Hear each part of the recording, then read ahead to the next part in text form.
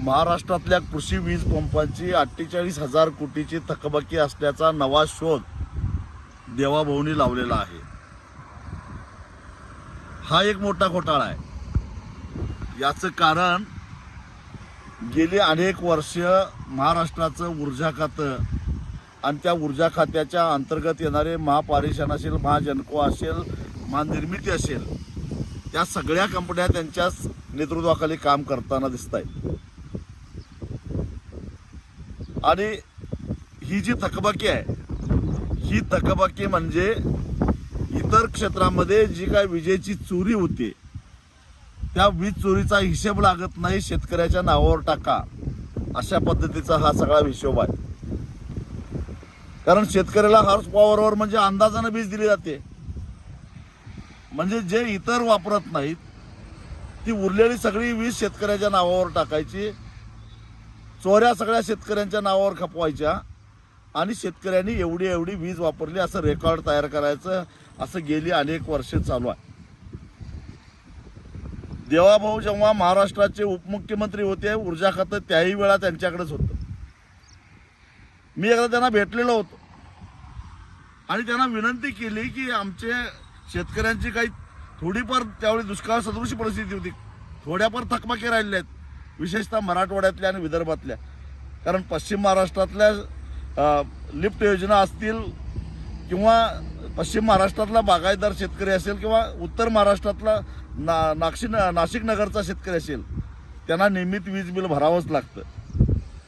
पण जे बाकीचे जे थकबाकीदार आहेत त्यांना एकदा काहीतरी योजना आणा सवलतीच्या दरामध्ये। यापूर्वीच्या सरकारने ज्या पद्धतीनं वीज बिलं संपून टाकलेली होती तशी एक योजना आणायची विनंती करायला मी गेलेलो होतो। त्यावेळी देवाभाऊनी सांगितलं की वीज बिल भरायची आवश्यकताच नाही, तुम्ही कशाला चिंता करताय। मी त्यांना सांगितलं की वीज बिल नाही भरलं तर महावितरण 18% व्याजानं त्याच्यावर व्याज आकारणी करते आणि परत चक्रवाढ व्याजानं ते सगळं वसूल करतात। कारण हे 48,000 कोटी रुपये दाखवले आहेत, हे व्याजावर व्याज, व्याजावर व्याज, व्याजावर व्याज असं करत करत हे 48,000 कोटी झाले आहेत। आणि तेही शेतकऱ्यांनी न वापरले, अत्यंत अल्प। तसं जर काही इमानदारीनं हिशेब केला असता तर ही थकबाकी केवळ 7 ते 8,000 कोटी रुपये झाली असती। म्हणजे अन्य मार्गानं अन्य भागामध्ये झालेल्या चोऱ्यांचा 18% म्हणजे आज सावकार सुद्धा एवढा व्याज आकारणी करत नाही, त्या व्याजाची आकारणी करायचं आणि आता म्हणायचं की शेतकऱ्यांची आम्ही पाटी कोरी करावत आहोत। मुळामध्ये शेतकऱ्याच्या पाठीवर तुमच्या घाणेरड्या फळ